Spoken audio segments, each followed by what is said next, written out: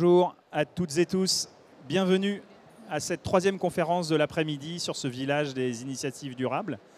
3 conférences dédiées à un fil rouge, le voyage en groupe. Je me présente, Julien Buot, je dirige l'association Agir pour un tourisme responsable. J'ai le plaisir de vous accueillir sur cet espace conférence de ce beau village. C'est une première édition, Village des initiatives durables du salon IFTM.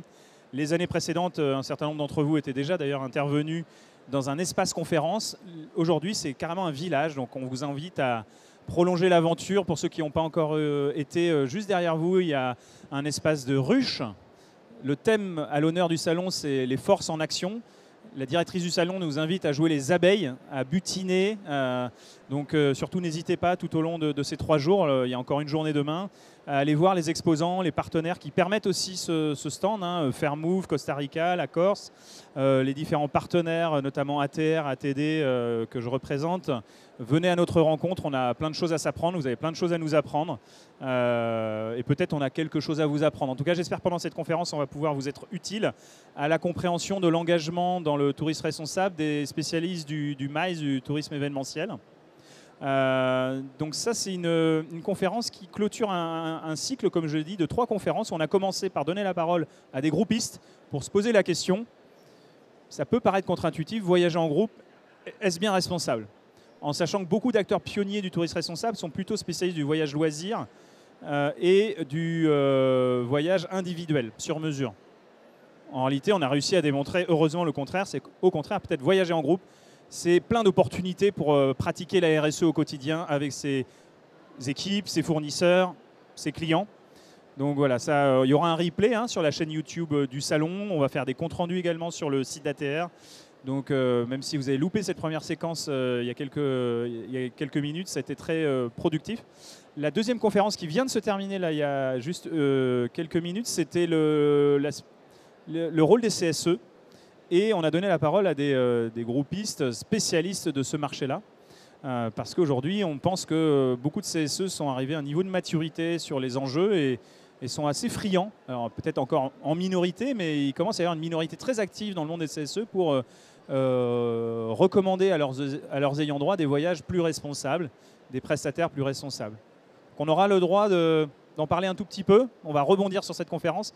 L'objectif, c'est quand même de parler de MICE, de tourisme d'affaires. Je sais que ce n'est pas forcément tous votre spécialité, mais vous avez enquêté auprès de vos entreprises pour voir qu'est-ce qu'elles font en matière de tourisme événementiel et de RSE. Je ne sais pas si vous avez vu sur LinkedIn, j'ai préparé la conférence, j'ai expliqué aussi que finalement, l'événementiel, c'est aussi une super occasion de pratiquer la RSE hors des murs.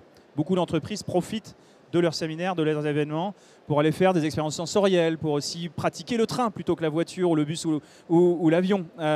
Et donc c'est aussi hyper intéressant de mobiliser le MICE comme outil pour tester le tourisme responsable avec ses équipes, tester la RSE de manière très sensorielle, on va dire. Donc on a la chance d'avoir un très beau plateau, je vais leur laisser la parole. On a donc Ève pour le groupe Marieton, qui s'occupait beaucoup du marché des CSE, oui, qui maintenant s'occupe à temps plein de la RSE. Mais voilà, le groupe Marieton est très actif sur le marché du MICE, donc merci de participer. Joël, une agence qui vient d'arriver au sein de l'association ATR, Agir pour un tourisme responsable. Bienvenue, l'agence Beltane. Nathalie des 1001 salles, donc un hébergeur cette fois-ci, donc on a un plateau d'opérateurs de voyage et un plateau d'hébergeurs, donc 1001 salles, et puis The Originals, Jérôme, membre d'ATD, très actif et historique aussi sur le tourisme durable. Merci à vous. En quelques mots, peut-être présenter vos organisations, ce que vous y faites, et peut-être un premier exemple de bonne pratique en matière de RSE dans le MICE à l'échelle de vos entreprises. Donc 3 petites questions en une. Je ne sais pas si mon micro fonctionne. Il fonctionne ou pas? J'ai pas de retour. Faire comme ça. Désolée. Vous m'entendez là? Oui, c'est bon, j'ai du retour. Alors, présenter, c'est ça le groupe et ce qu'on fait en bonne pratique en RSE et puis voilà, ensuite particulièrement dans le MICE, qu'est-ce qui est mis en place? Ok, donc sujet très vaste. Le groupe Marieton Développement, c'est plusieurs métiers, plusieurs entités. Donc dans le domaine du tourisme international, dont effectivement le business travel, le MICE, le groupe loisirs et les agences de voyage. Donc la politique RSE, elle est sur toutes ces branches-là, mais quand même plus particulièrement sur le business travel et sur le MICE et l'événementiel, parce que c'est là qu'il y a une forte demande et c'est là où on a des attentes et il y a quand même beaucoup d'impact aussi. Mais on ne laisse pas non plus le groupe en reste, ni les agences. On essaie de travailler dessus, bien évidemment. En ce qui concerne les bonnes pratiques sur le MICE, sur l'événementiel, d'une manière générale, on a 2 services, dont un qui est précurseur sur le calcul de l'empreinte carbone, notamment de chaque événement et de chaque voyage, et à chaque devis, pour aussi donner en amont, avant signature, l'empreinte du voyage. Donc ça, je trouve que c'est une bonne pratique. C'est pas un calcul, c'est pas une empreinte qui est donnée après, une fois que tout est fait, c'est en amont. Ça permet aussi aux décideurs de voir si ça colle avec ses propres exigences. Et puis après, il y a encore d'autres pratiques, mais on pourra les développer ensemble là tout au long de l'interview, parce que si je dis tout maintenant, ce sera plus drôle après. Non, mais voilà, merci Ève. Joël. Merci, bonjour à tous. Merci Julien de me laisser l'opportunité de m'exprimer aujourd'hui. Donc Joël Valla, je suis fondatrice de l'agence Belletan. Donc on est une agence à taille humaine. On est basé à Nice, on existe depuis 4 ans. On est spécialisé dans le MICE, donc c'est 80% quasiment de notre chiffre d'affaires. Nos clients sont français pour la plupart, pour la majorité. Et on a également une casquette de DMC Réceptif France, donc on a des clients effectivement internationaux. Mais la question effectivement de la RSE se pose essentiellement avec nos clients français, qui nous demandent effectivement d'organiser dès le brief initial, même dans le cadre d'appel d'offres, des propositions de séjour bas carbone. Donc ça va de effectivement le choix des transports, puisque le scope 3 est celui qui effectivement impacte le plus l'empreinte carbone du séjour de nos clients. Donc c'est essentiellement avec des préconisations de transport sur des longues distances, essentiellement en train. Donc nous, on est force de proposition sur des événements du coup en France. On limite notre secteur d'intervention sur la France et les pays européens limitrophes qui sont effectivement où on peut aller effectivement par le train ou autocar sur des petites distances. Voilà. Donc on ne propose pas du tout, la stratégie de l'agence, c'est vraiment de ne pas se positionner sur des distances, des destinations avec des longs courriers, etc.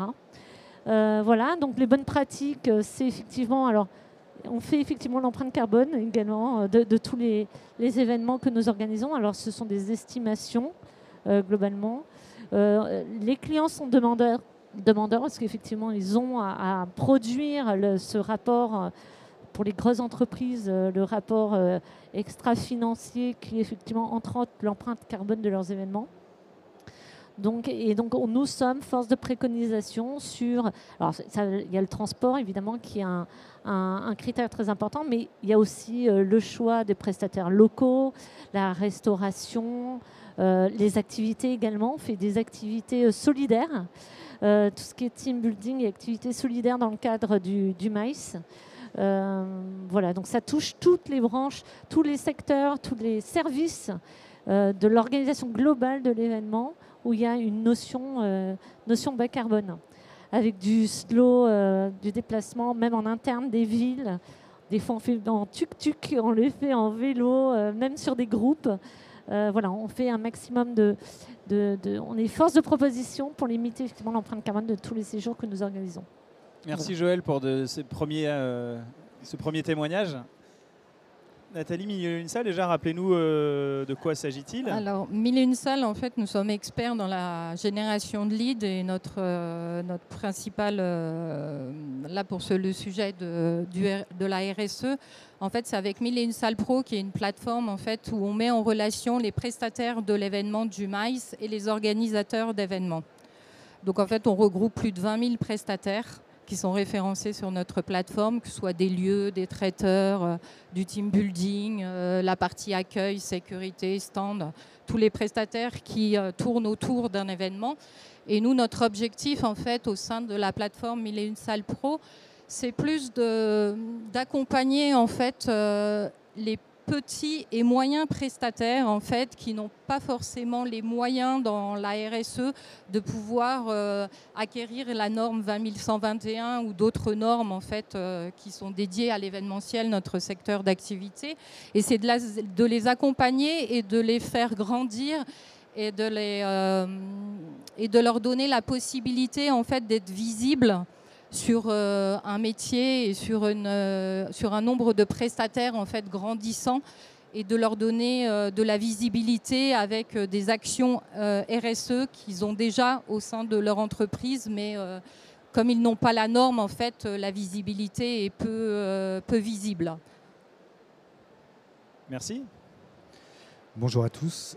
Donc The Originals Hotels, nous on est une coopérative hôtelière, donc en fait on est une chaîne hôtelière d'hôteliers indépendants, dont à peu près plus de la moitié offrent des prestations de séminaires, de réunions, en tout cas une capacité pour recevoir des séminaires et des réunions. Rentrer dans les bonnes pratiques, pour nous, c'est les bonnes pratiques de l'hôtelier en lui-même. La coopérative, elle est là pour les accompagner en fait sur prendre conscience de ce que c'est que la RSE dans leur métier et de quelle manière ils sont capables de le retranscrire en fait dans leurs prestations. Donc nous, on est là pour les commercialiser, mais le service RSE en lui-même est là pour les amener à s'ouvrir en fait sur d'autres manières de travailler. Et ce qui est assez intéressant, c'est que moi, je suis assez tributaire des services commerciaux, c'est-à-dire quand les services commerciaux commencent à venir me voir en me disant on commence à avoir de plus en plus de demandes des entreprises qui viennent nous demander du séminaire, c'est là qu'on commence à se rendre compte que le marché est en train de changer et qui change peut-être beaucoup plus rapidement finalement du côté MICE Corpo que du côté grand public. Ça, moi, c'est mon baromètre, il est là, hein, c'est le service commercial qui arrive ou les hôtels qui arrivent en me disant j'ai besoin de me labelliser, j'ai besoin d'avoir un label environnemental, clé verte, écolabel européen, ou j'ai besoin d'avoir des bonnes pratiques pour mes séminaires et mon hébergement. Et je crois que le corpo, effectivement, a de l'avance. Pourquoi ? Pour les demandes d'achat responsable des entreprises. Nous, on est en bout de course, on est des fournisseurs d'hébergement. Donc les entreprises commencent à avoir des exigences, elles, pour leur propre politique RSE. Donc elles commencent à nous demander aussi, nous, aux hôtels, de leur apporter des solutions. Ouais, c'est la question qu'on pose, hein. Voyage de groupe et tourisme durable, immersion en tourisme d'affaires, MICE. Est-ce que le MICE est un pionnier finalement de la transition écologique et sociale ? Et du coup, ça a l'air de driver peut-être les innovations en termes de RSE, pour Originals ou pour Marieton. Est-ce que chez Marieton, vous arrivez à le dater, ça, cet engouement dans le MICE et parce que lors des réunions précédentes, enfin des conférences précédentes, on a beaucoup parlé du fait que c'était quand même dans l'ADN des voyages de jeunes. On avait beaucoup d'opérateurs de voyages groupes jeunes, même dans l'ADN de certains groupistes qui travaillent avec les CSE. Puis toujours, ils ont eu l'impression de faire du tourisme responsable, parfois sans le savoir. Mais néanmoins, tous convenaient que le Covid avait été un temps d'introspection, avait été un temps de pause, un temps de crise, et que ça leur avait permis en fait d'accélérer, de poser sérieusement leurs engagements, et que leurs clients aussi avaient fait ce switch pour formaliser leur envie de s'engager aussi avec un tour opérateur engagé. Dans le MICE, je crois que ça a précédé, hein. Moi, je sais que j'ai changé avec les services de Marieton avant pandémie déjà. C'est pas grave. Oui, alors, j'ai l'impression, moi, qu'il y a eu effectivement un engouement précédent avec le MICE, avant le Covid. Néanmoins, l'accélération MICE s'est faite après Covid. Et une fois que le business travel a vraiment généré du lead dans le MICE, ça a fait effet boule de neige où la mise en conformité des entreprises à travers les déplacements professionnels a généré aussi des leads sur le MICE et les directeurs achats se sont conformés aussi aux exigences de la direction et à la mise en conformité des entreprises pour pouvoir après appliquer la politique de l'entreprise dans le cadre des déplacements et dans le cadre des séminaires. Et ça, c'est vraiment flagrant depuis le Covid et depuis, je dirais, 2021-2022. Moi, j'ai l'exemple d'une entreprise cliente qui était d'abord sur le business travel et qui a transformé sa demande sur un gros événement et qui nous a imposé 400 personnes en train. et qu'elle ne veut plus du tout faire prendre l'avion à ses collaborateurs. Donc il a fallu revoir le cahier des charges, il a fallu aussi revoir la question technique parce que 400 personnes en train, c'est toujours pas possible malheureusement, d'un coup d'un seul en tout cas, et sans switcher, etc. Mais voilà, en tout cas, l'accélération, elle est quand même prégnante à partir du Covid et je dirais un peu tous azimuts quoi, dans les métiers. Voilà. Merci. Je reviendrai très vite sur une question par rapport à cet effet boule de neige. Oui. Tu peux préparer la réponse, mais sur ce qui se passe aussi chez les CSE. Oui. En sachant que la gouvernance d'un CSE, ce n'est pas celle de l'entreprise, c'est les représentants des salariés. Ce sont les élus. Mais quand une entreprise a une stratégie RSE, est-ce qu'elle peut raisonner avec la stratégie RSE des salariés, enfin de leurs représentants élus au CSE? C'est soit l'un, soit l'autre. En fait, ce qu'on constate aussi, c'est que s'il y a une adhésion... on va prendre un exemple, une entreprise qui a une direction, une gouvernance qui est très engagée en RSE et qui s'y met. Donc là, ça va rejoindre effectivement le business travel, le MICE, etc. Et que si les élus sont en accord avec la direction sur cette question-là de la pression environnementale et sociétale, ils vont y aller, ils vont suivre la direction en fait de l'entreprise. Et dans ce cas-là, il va y avoir une concordance entre le choix des élus dans leur politique voyage et avec celle de la direction. Après, ça peut être complètement décorrélé. Soit c'est corrélé, soit c'est complètement décorrélé. Et là, encore une fois, c'est une question d'individu. Moi, je peux le voir dans différents CSE. Il y a des CSE qui veulent absolument pas entendre parler parce que les individus n'ont pas cette conscience écologique et d'autres CSE qui veulent complètement transformer le modèle des activités sociales et culturelles. Donc, c'est corrélé et parfois décorrélé. Ouais, voilà. Je crois qu'il n'y a pas de règle, en effet, dans ce qu'on entend et ce qu'on observe. Joël, là, on parle quand même beaucoup de carbone.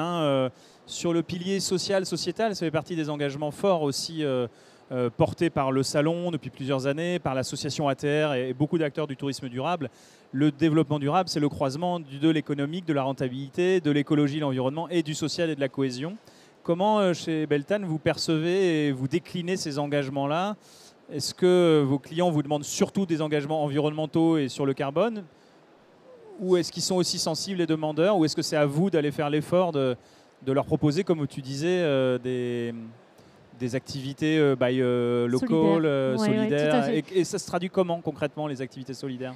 Alors, effectivement, la première chose, souvent on nous demande effectivement l'empreinte carbone. Bon, c'est souvent ça, l'écologie, le carbone qui arrive plus ou moins en premier. Néanmoins, le social a une part très importante effectivement dans la RSE, à la fois c'est-à-dire que quand moi aujourd'hui, quand je me positionne sur des appels d'offres où mes clients effectivement veulent sélectionner des prestataires engagés RSE, ils nous demandent un engagement, de signer une charte d'engagement social où on a effectivement dans l'équité homme-femme dans notre propre entreprise, etc. Aujourd'hui, moi, dans les propositions que je fais auprès de mes clients, entre autres dans les team building, on fait une déclinaison de team building solidaire. C'est-à-dire que de façon, on va dire, classique et historique, quand on fait un team building, on a des équipes, on s'affronte, il y a un classement avec des points et il y a une équipe gagnante.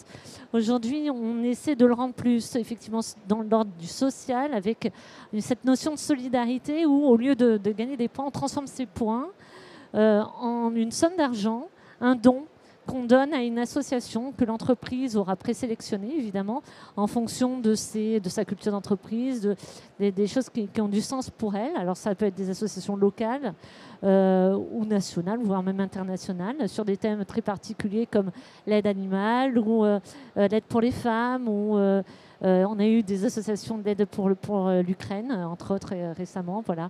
Et donc on transforme ces points en somme qu'on donne à l'association. Et donc, toute l'entreprise, les salariés, du coup, participent à cette aide et il y a ça prend du sens. Voilà. L'équipe est investie dans l'engagement global de l'entreprise et ça a une notion, effectivement, sociale. Ouais, ça fait écho à des témoignages qu'on a eu par ailleurs là, hier midi. C'est une des tendances qu'on observe. Moi, ça fait 25 ans que je travaille à l'animation de réseaux d'acteurs. Et on trouve ça génial et en même temps on est prudent. C'est-à-dire qu'il y a beaucoup d'actions philanthropiques qui sont présentées et qui permettent de rendre très concrètes en fait, les actions. Je vais donner 2 exemples. Il y a eu ce midi la présentation de Jour pour Jour, qui est une innovation du fonds de dotation Essentiem, qui propose de transformer le don de congé, qui est normalement réservé en interne à l'entreprise, en monnaie pour aider l'aide au départ de familles qui ne partent pas en vacances avec Vacances et Familles, Vacances Ouvertes. Donc ça, c'est une innovation juridique qui est en train d'être permise par un membre du réseau des acteurs du tourisme durable. Le fonds Essentiem a été créé par le CRT Auvergne-Rhône-Alpes Tourisme il y a quelques années. Et c'est vrai que beaucoup des actions qu'ils soutiennent sont sociétales. Il y en a une deuxième qui a été annoncée hier soir, c'est Envol Espace, qui est une agence de voyageurs scolaires en Normandie, qui vient d'annoncer qu'elle contribuerait à une opération qui s'appelle Battlefields for Peace, qui est en fait au départ plutôt pour les musées, les sites de mémoire, le musée d'Arromanches, les cimetières militaires dans la Somme, pour qu'il y ait des boîtes à dons et des QR codes pour inviter à donner pour financer Handicap International. Donc on se souvient des guerres d'hier et on aide les victimes civiles des guerres d'aujourd'hui. Et donc on voit qu'il y a une tendance quand même à la philanthropie qui peut être stimulée aussi par le MICE. On le voit aussi dans beaucoup d'événements d'entreprises où il y a l'envie de contribuer, parfois modestement. Alors là où je mets quand même un warning, c'est que, et ça m'intéresse d'avoir de votre point de vue, c'est que souvent ça s'est limité à ça. Il y a 20 ans, sur IFTM, moi j'étais à Deauville, à Topresa, il y avait une organisation qui s'appelait Tourism for Development et on fait un chèque, on se donne bonne conscience et on s'arrête là. Et la RSE s'arrêtait là, en fait, trop souvent. Ce qui est intéressant, c'est que la philanthropie, c'est un peu la cerise sur le gâteau, quoi. Déjà, soyons responsables et soyons en plus solidaires, philanthropes. Et, voilà. Vous en pensez quoi et comment ça peut se décliner je pense qu'il y a 20 ans, oui, peut-être, mais là, si on regarde même les études qu'il y a eu ce matin avec Actus ou la nôtre qu'on fait aussi avec Coachomium, on voit bien, et je rejoins Ève, sur l'évolution des entreprises pour la RSE et l'engagement qu'ils mettent dans leur événement. On ne construit plus depuis 3 ans un événement comme on l'a construit avant Covid. Toute la conception de l'événement tourne autour de la RSE aujourd'hui. On le voit dans les team building, on le voit dans les transports, on le voit dans tous les champs, en fait, tout le parcours de la RSE. Il faut aussi, il y a un vrai changement de culture en entreprise aussi. Les jeunes générations attendent ça, c'est-à-dire qu'ils se déplacent maintenant que s'il y a des engagements, s'il y a du contenu, s'il y a du sens dans l'événement. S'il n'y a pas de sens dans l'événement, en fait, les jeunes ne se déplacent même pas sur certains séminaires et n'y vont même plus. C'est toute la problématique des RH et de la communication aujourd'hui. Et en même temps, c'est une des obsessions du salon, c'est de donner la parole aussi à des acteurs qui accompagnent les petits pas. Parce que vous disiez que vous spécialisez plutôt sur l'accompagnement des petits engagements, des petits pas, des acteurs qui n'ont pas forcément de moyens d'avoir des directions RSE ou des actions. Et la tentation, c'est quand même vite d'aller éventuellement faire un petit vernis philanthropique. Et comment vous les accompagnez pour qu'ils ne tombent pas dans ce panneau-là, en fait? Alors, comment on les accompagne déjà pour qu'ils aient... Nous, on a mis un critère RSE sur 1001 salles pro, mais ce critère a été fait avec Green Événements, qui est une société de conseil spécialisée dans l'événementiel et dans le MICE, où on a déterminé, en fait, différents paramètres pour dire à ces petits prestataires, enfin, c'est péjoratif, excusez-moi, ce n'est pas des petits prestataires, mais c'est des prestataires, des artisans, voilà, des artisans, qui n'ont pas forcément les moyens, comme je le disais tout à l'heure, d'avoir la norme 20121 parce que c'est beaucoup d'investissement, c'est très coûteux. Et je sais qu'au sein de la plateforme, on en a beaucoup en fait, qui n'ont pas le temps pour le faire. Et du coup, on a fait un système de notification qui permet de voir leur engagement, à quel niveau ils sont. Et là seulement si on leur donne le picto RSE, sinon on leur dit je suis désolé, là pour l'instant vous ne pouvez pas l'avoir, mais il faut travailler en fait sur plus l'engagement sociétal, sur l'engagement économique, sur l'environnemental, tous les piliers en fait qui existent. Alors on les accompagne avec des acteurs, parce que moi je ne suis pas une spécialiste de la RSE, donc souvent avec Green Événements, avec Unimev aussi qui a beaucoup d'actions via l'événementiel. On leur fait connaître aussi toute la partie calculateur carbone qui existe, Cléo, Climate et bien d'autres en fait, où ils peuvent aussi justement proposer, essayer de calculer le bilan carbone de leur événement. En fait, voilà, on essaie de réfléchir avec des acteurs qui sont spécialisés dans le MICE Et on fait des webinars, on essaie d'écrire des livres blancs. Et là, c'est quelque chose qu'on va vraiment accentuer en 2026. Merci. Parce que c'est une vraie demande aussi des prestataires. Jérôme, chez The Originals, j'imagine que vous êtes aussi confronté à devoir accompagner des petites structures quand même. Hein. Donc, comment Très vous petites faites structures. Donc c'est vrai que le bilan carbone, c'est un sujet qui est assez compliqué pour nous parce qu'un petit hôtel, aller faire son bilan carbone, c'est beaucoup de temps, c'est souvent beaucoup d'argent. Donc nous, on va les accompagner pour qu'au moins, au minimum, leur offre de prestations corresponde à des critères qui commencent à mettre en place en fait un espèce de management. Alors à la base plutôt de l'environnement, parce que c'est vrai que c'est quand même le plus simple aussi à mettre en place. Donc on va essayer de les accompagner pour qu'ils mettent au moins en place des labels environnementaux. Clé verte, écolabel européen, c'est souvent ce qui est le plus demandé aussi par les entreprises, ou en tout cas c'est le label plutôt qu'un label interne qui ne veut pas dire grand-chose, où on n'est pas sûr de savoir comment c'est vérifié et qui vérifie quoi. Au moins on est à peu près sûr que sur ces aspects-là, l'hôtel est plutôt bien. Alors nous on n'est pas super en avance sur le sujet, mais on avance petit à petit sur le sujet avec les hôtels. Donc on les accompagne énormément sur le sujet et après on va les aider pour ceux qui sont spécialisés en MICE. Nous on est une commission MICE. Nous on travaille par commission, c'est-à-dire qu'on travaille avec les hôteliers. Moi je suis intervenu déjà 2 fois pour mettre en place avec eux les bonnes pratiques d'un séminaire dans l'hôtel. Donc la première bonne pratique, c'est déjà quand on est clé verte ou quand on a mis en place des choses dans son hôtel, du tri, d'éteindre les lumières dans la salle de réunion, déjà qu'on le fasse respecter par les personnes qui viennent faire les séminaires. C'est comment je fais respecter moi les pratiques que j'ai mises en place dans mon hôtel. Et la deuxième, c'est comment je peux proposer et ouvrir mon client éventuellement, quand on l'a en direct, l'ouvrir à d'autres pratiques. Comment il peut faire éventuellement du covoiturage, lui dire au niveau des repas, on va essayer de faire en sorte de ne pas mettre trop de viande, ou on peut vous proposer d'autres choses que de la viande sur les repas. Donc c'est vraiment plutôt de la bonne pratique derrière déjà pour que l'hôtel mette en place avec ses équipes des choses pour répondre à des demandes qui sont des demandes du client derrière. Tu l'as dit tout à l'heure, vous êtes en gouvernance coopérative. Tout le monde ne connaît pas. Et peut-être ça facilite la mutualisation des bonnes pratiques, les achats groupés aussi. Parce qu'on peut aussi imaginer que vous avez des partenaires en commun. Le fait que vous soyez en coopérative a pu faciliter l'accès à des fournisseurs avec des tarifs négociés. Ouais. Alors nous, on essaie ça, c'est un des plus gros travaux et c'est pas le plus simple sur la centrale d'achat. Mais effectivement, on essaie d'identifier en tout cas pour les hôtels quels sont les meilleurs, enfin en tout cas de mettre en avant chez chacun des fournisseurs tout ce qui va pouvoir lui permettre à un moment donné d'être plus respectueux. Là, il n'y a pas très longtemps, on a rajouté, on a un truc sur l'eau en ce moment, sur les fontaines à eau. Donc ça y est, on commence à avoir nos fournisseurs de fontaines à eau. On est en train de les retrouver des solutions pour l'eau dans les chambres, éviter les bouteilles plastiques, les gourdes réutilisables, consignées. Enfin, il y a pléthore de choses qui se créent au fur et à mesure. Nous, là où ça va beaucoup avancer pour les hôtels, c'est beaucoup la demande. C'est-à-dire que si les entreprises sont de plus en plus demandeuses, les hôtels vont être de plus en plus allants aussi à mettre en place les choses. Nous, quand on explique un peu l'intérêt à un hôtel de mettre en place une politique RSE, on va lui parler d'un risque ou d'une opportunité économique et patrimoniale. Je m'occupe de l'énergie dans mon hôtel, je fais en sorte de rénover mon hôtel énergétiquement. Mais il y a aussi maintenant un risque et une opportunité commerciale et business qui était finalement pas tellement un sujet il y a quelques années et qui devient un réel sujet maintenant pour les hôtels. C'est les appels d'offres corpo, en individuel sur l'hébergement, et maintenant de plus en plus le MICE. Et je dirais que ce qui est encore plus en avance, c'est plus sur les séminaires, presque que sur l'individuel corpo. L'individuel corpo, c'est les grosses entreprises qui ont leur politique RSE et qui en gros maintenant veulent un tampon en gros RSE dans leur politique d'achat d'hébergement. Les petites entreprises, c'est pas encore trop dans leur politique d'achat en termes d'hébergement. En tout cas, nous, on le ressent pas au niveau des hôtels. Par contre, en séminaire, c'est beaucoup plus parce qu'on peut mettre beaucoup plus de choses dans le séminaire. On parlait de team building, il y a des séminaires d'entreprise. Donc souvent, les entreprises, dans leur politique aussi RSE, ont envie d'intégrer dans leur... moi, je le vois même dans nos propres AG ou dans nos propres congrès.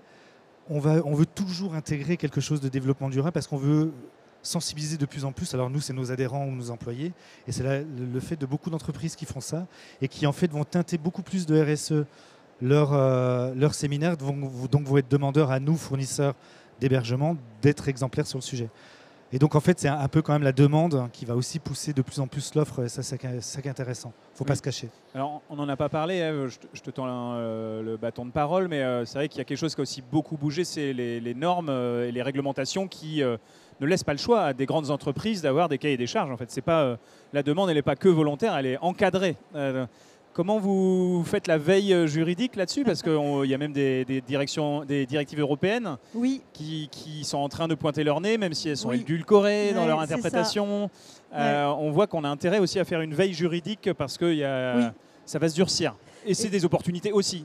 Exactement, c'est tout à fait ça. Moi, je vois tout le temps ça comme une opportunité, mais parce que je suis responsable RSE et que je suis bien contente que ça arrive. Nous, l'avantage qu'on a, alors, être un groupe comme le nôtre, il y a des avantages et des inconvénients. L'avantage qu'on a, c'est qu'on est soumis à la réglementation. On doit se mettre en conformité. On a dû faire notre bilan carbone et nos scope 3 parce qu'il fallait le faire. On va rentrer en CSRD, même si ça a été repoussé. Donc, du coup, on va rentrer dans le reporting volontaire avec la VSME.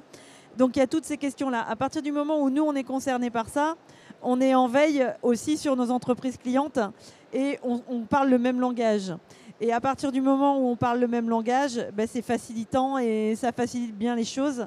Et donc, après, on arrive à trouver des terrains d'entente. Et pour revenir sur justement les exigences commerciales des clients, aussi bien sur le business travel que sur le MICE, mais aussi les CSE et maintenant le loisir, ce sont, je dirais, des connivences qui commencent à se mettre en place.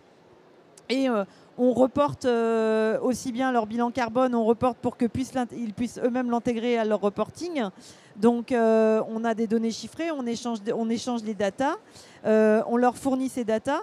Et pour revenir aussi à l'engagement des hôtels, là, ce que je vois, moi, c'est qu'à travers les outils, un voyageur du business travel individuel comme ça, qui va rentrer dans la politique voyage de son entreprise, il va utiliser des outils de réservation. Et dans les outils de réservation maintenant, il y a une granularité de plus en plus fine sur la labellisation de tel ou tel hôtel.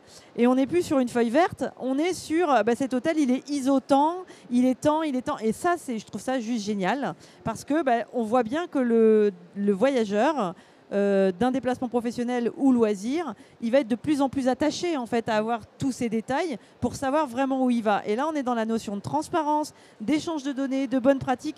Donc, ça va vraiment dans le bon sens. Et tout ça, ça part du fait que nous-mêmes, on doit se mettre en conformité. Donc, du coup, on s'y intéresse et il y a de l'opportunité commerciale. J'avais écrit il y a 2-3 ans dans l'écotouristique, j'écris des tribunes dans chaque numéro, une tribune sur la jungle des labels. Oui. Mais en fait, je défendais cette jungle parce que c'est signe de vivacité, de biodiversité.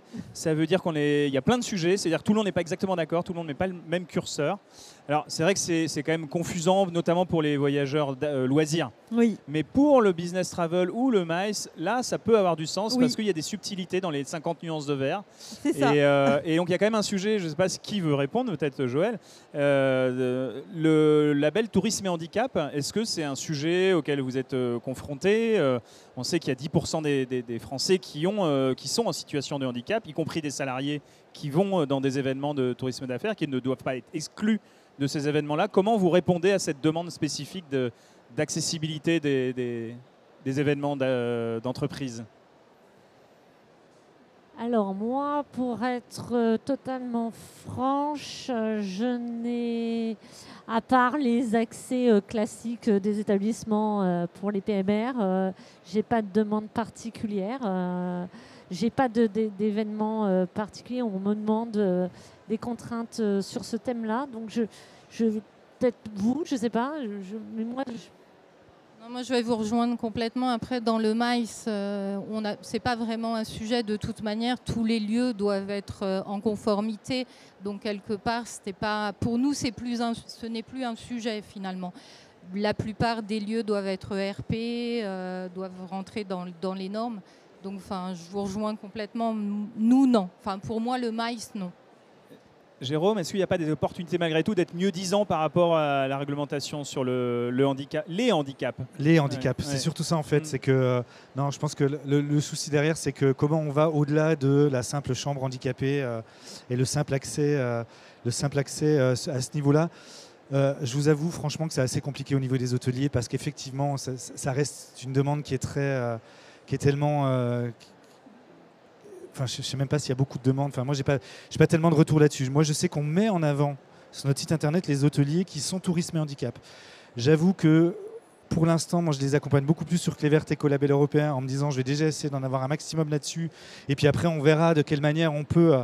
Donc nous, on en fait par exemple, on a fait, il n'y a pas plus tard qu'hier, plutôt une sensibilisation sur comment accueillir du personnel en situation de handicap dans les hôtels.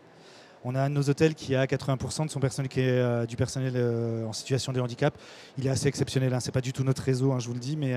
Et donc avec quelqu'un qui avait cette connaissance-là, nous, de par les labellisations demandent à ce qu'il y ait une sensibilisation ou au moins une formation du personnel à l'accueil au public en situation de handicap qui va au-delà de la chambre PMR.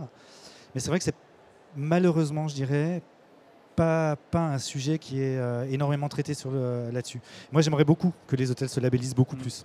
Alors, agir pour un tourisme responsable, c'est aussi se donner la possibilité d'améliorer de manière continue. Je vous en parle parce que je n'ai pas présenté, j'ai plein d'autres casquettes que ATR, mais en Normandie, le réseau des offices du tourisme normand travaille avec le réseau des ESAT, parce que en fait, les ESAT sont de plus en plus positionnés sur des appels d'offres et sont capables de garantir une qualité de service remarquable.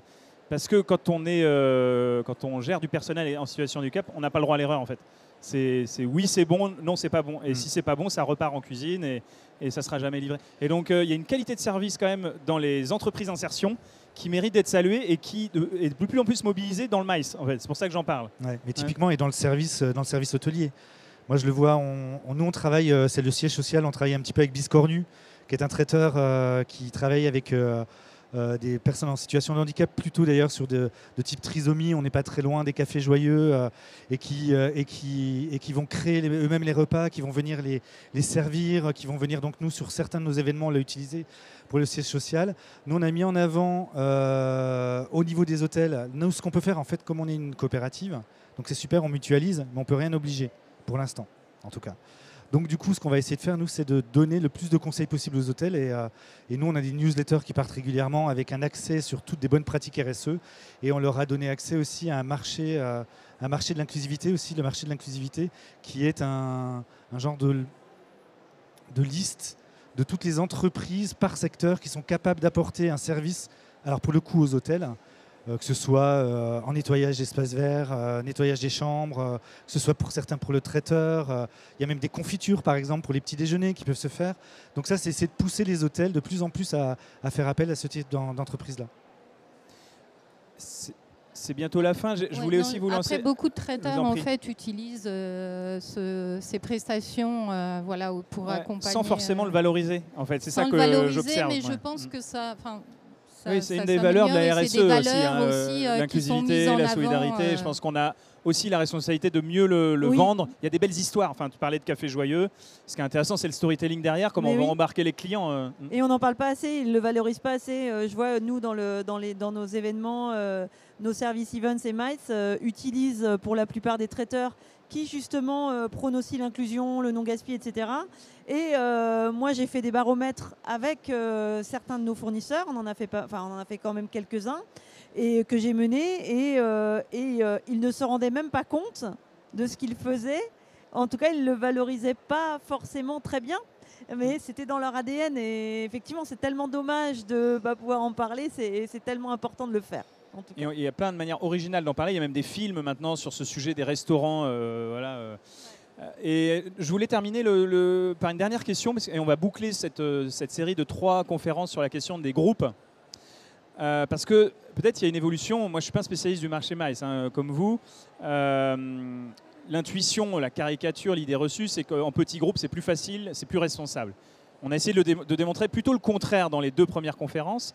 Néanmoins, dans le MICE, y compris, est-ce que la taille des groupes, la taille moyenne des événements s'est réduite ou voilà, c'est l'intuition que moi j'ai et on a beaucoup échangé avec certains acteurs du MICE en Normandie à nouveau sur l'opportunité que pouvait aussi revêtir cette idée d'avoir des plus petits événements dans des plus petits établissements, dans des plus petites destinations, plus ouverts, cocooning. Beaucoup d'acteurs en télétravail ont besoin de se retrouver en petite équipe, pas dans des grands événements d'entreprise. Est-ce que ça, c'est une évolution que vous confirmez? Et est-ce qu'elle est propice ou pas, plus que des grands événements, à faire du tourisme responsable? Alors moi, je veux bien répondre la première. Je pense que ça va être assez court. Pour moi, il y a une équation qui est assez simple pour pouvoir être le plus responsable possible. Et peut-être qu'effectivement que le nombre de PAX y est pour quelque chose. C'est l'équation entre le circuit court pour la restauration, l'hébergement éco-responsable, le transport décarboné et puis du sourcing d'activités, je dirais, assez responsables ou originales, mais pour le moins solidaires. Et là, pour moi, c'est le combo parfait. Maintenant, si on met tout ça dans la balance, est-ce que 30 PAX ou 200 je ne sais pas. Franchement, je n'ai pas la réponse. Pour moi, c'est vraiment l'équation qui fait que l'événement sera encore plus responsable. Mais après, au niveau du nombre, ça peut se discuter, effectivement. Peut-être que des petits groupes par-ci, par-là, c'est peut-être mieux. Vraiment, j'ai pas... C'est une bonne question, en tout cas. Je vais l'étudier. Joël ? Alors, la taille moyenne d'un groupe, ça ne veut pas dire grand-chose parce que j'imagine qu'il y a des petits et des grands événements. Je trouve qu'effectivement, les demandes sont à taille humaine, deviennent à taille humaine. Effectivement, il y a quelques années de ça, on nous demandait des séminaires à 300, 500 personnes. Ça devient beaucoup plus rare aujourd'hui. Maintenant, c'est plus du 50, 20 à 50 personnes. C'est plus à taille humaine. Je pense qu'effectivement, on veut plus vivre de l'expérience, d'aller sur le terrain, d'aller voir des artisans, voir des choses plus concrètes. Effectivement, on peut le faire avec des groupes plus petits. Il y a des choses qu'on ne peut pas faire effectivement avec des gros groupes. Maintenant, ça, c'est plus en interne pour les séminaires. Je trouve que la demande a été revue à la baisse. Je ne pense pas que ce soit une question de budget. Je pense que c'est vraiment une question, effectivement, par rapport à ce besoin RSE. Après, dans le cadre des congrès, quand on organise un congrès mondial sur une thématique bien particulière, on est toujours de l'ordre de 1000, 2000, 3000 personnes. Bon, et ça permet aussi, pour rebondir sur ce qui a été dit précédemment, de faire des économies d'échelle, d'avoir des prix plus accessibles, d'avoir, je disais, le bus de 50 personnes. Surtout si c'est un bus qui respecte les normes en vigueur, qui sont quand même beaucoup moins carbonés que les bus d'il y a 20 ans. Un bus bien rempli, pas un bus avec une place sur deux qui est vide, mais un bus bien rempli, c'est quand même beaucoup moins émetteur de CO2 que 25 4x4 avec 2 personnes dedans. Donc, je veux dire, ça, c'est mathématique. Maintenant, ça a plein d'autres vertus, le groupe. C'est que ça nous permet aussi d'avoir plus d'accompagnateurs. Des accompagnateurs qui, parfois, sont issus de la destination, vont permettre de découvrir mieux, de respecter mieux la destination qui nous accueille, de produire aussi une partie de la prestation pour envoyer ces groupes au bon endroit au bon moment. Alors souvent les voyageurs individuels ou les plus petits groupes, on va être tenté de les mettre finalement de manière plus opportuniste au mauvais moment, souvent dans un bon endroit, mais voilà, pour revenir sur les thématiques de surtourisme où tout le monde s'agglutine au Mont-Saint-Michel, même en semaine en fait, il y a quand même beaucoup de séminaires dans la baie du Mont-Saint-Michel où les gens vont quand même arriver tous au mauvais moment alors qu'il faudrait peut-être faire plutôt ça le soir où il y a des offres exclusives. Enfin voilà. Je vais rebondir, du coup je vais vous donner le mot de la fin tous les deux sur ce sujet de la taille des groupes. Parce que comme vous accompagnez a priori des plus petites structure. Oui. Après la taille, je vais être un petit peu comme vous. En fait, ça va dépendre un petit peu de l'objectif de la réunion. Alors sur les séminaires internes, on sera plutôt sur de la plus petite capacité, 50, 100. Moi, je serais plus là-dessus. Sur cette taille en fait de l'événement. Après, oui, sur du congrès, on est sur du gros événement, mais c'est vrai que je pense que la tendance, quand même, aujourd'hui, on est plus sur un 50, 150 au niveau de la taille des événements. On peut le voir, enfin, nous, dans la data qu'on peut avoir aujourd'hui et sur l'étude qu'on a faite il n'y a pas très longtemps, on voit bien que cette tendance, c'est du 50 à 200 maxi, et du coup c'est vrai que c'est aussi par rapport aux objectifs des entreprises dans la cohésion d'équipe, redonner, fidéliser, se faire connaître les uns les autres aussi à cause du télétravail. Ça permet aussi de recréer du lien. De créer du lien, voilà, de recréer du lien et donner du sens à l'événement. Merci. Le mot de la fin pour toi, Jérôme. Oula, mon Dieu, quelle pression. Non, surtout que moi, j'ai pas vraiment de statistiques là-dessus. Ouais, okay. Moi, je le vois par rapport même au congrès que nous, on peut faire. Le fait d'avoir un gros congrès avec beaucoup de personnes, souvent, on va se poser la question de l'endroit où on va le faire pour éviter le moins de voyages possible. C'est-à-dire éviter de faire en sorte que les gens se barrent dans tous les quatre coins quand il y a des réunions, qu'au moment où il faut les avoir tous pour la soirée de gala le soir, d'éviter d'avoir 15 bus et ça coûte de l'argent. Donc il y a un peu cette idée aussi à un moment donné aussi dans des gros événements d'essayer d'optimiser aussi un petit peu la façon d'optimiser les coûts peut nous permettre aussi d'optimiser pas mal de dégâts qu'on peut faire sur le sujet. Moi je dirais que Small is Beautiful c'est clair parce que nous on est des et optimiser la qualité de l'expérience des clients parce que c'est ça souvent. Hein, et effectivement sur la partie, je pense qu'il y a beaucoup de choses qui se sont déshumanisées aussi dans les entreprises et que dans les événements qui veulent se faire avec les équipes. Il y a peut-être aussi un besoin d'aller chercher des endroits plus petits, des choses où les gens vont se parler plus et donner un tout petit peu plus, peut-être un petit peu plus de sens aussi à l'événement qui va se passer. Donc nous, ça nous va très bien. Merci beaucoup. Merci à toutes et tous. Merci. On est obligé de clôturer. Si vous voulez échanger avec nous, on a du temps. En tout cas, moi, je suis à votre disposition. Merci pour votre participation. Merci. Prolongez l'expérience jusqu'à 19h ce soir. Il y a des animations. Il y a la plume verte à 18h30. On remet à des journalistes le prix du meilleur article sur le tourisme durable. Moi, j'ai eu la chance de faire partie du jury. Donc ça, c'est à 18h30 ici. Dans quelques minutes, il y aura le Nadir Comedy Club ou plus formellement le Stand Up for the Planet. Mais donc Jean-Pierre Nadir va nous rejoindre pour animer cette petite session avec des pitchs d'entrepreneurs qui ont des choses à vous dire. Donc rendez-vous dans un quart d'heure ici même pour ceux qui souhaitent rester avec nous. Merci. Merci.